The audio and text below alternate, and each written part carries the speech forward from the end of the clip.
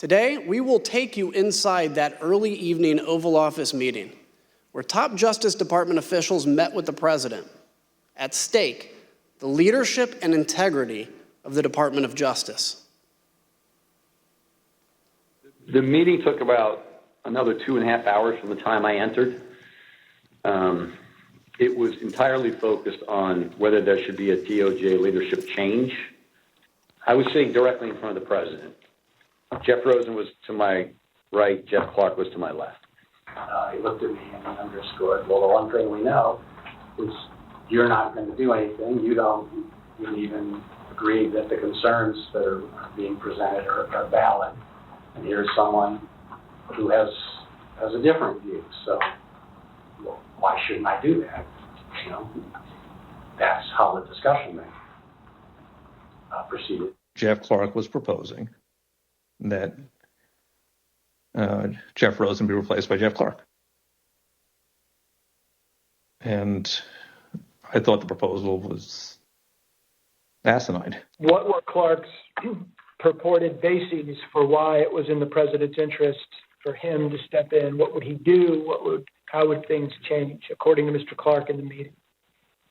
He repeatedly said to the president that if he was put in the seat, he would conduct real investigations that would, in his view, uncover widespread fraud. He would send out the letter that he had drafted, and that this was a last opportunity to sort of set things straight with this defective election, and that he could do it, and he had the intelligence and the will and the desire to pursue these matters in the way that the president thought most appropriate. And he was making a pitch, and every time he'd get clobbered over the head, he would say, like a call to order. The president's your decision. You get the chance to make this decision, and you've heard everybody, and you can make your determination. And then we jump back in,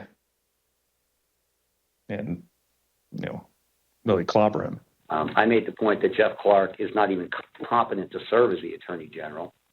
He's never been a criminal attorney. He's never conducted a criminal investigation in his life. He's never been in front of a grand jury, much less a trial jury. And he kind of retorted by saying, well, I've done a lot of very complicated appeals and civil litigation, environmental litigation, and things like that. And I said, that's right, you're an environmental lawyer. How about you go back to your office and we'll call you when there's an oil spill.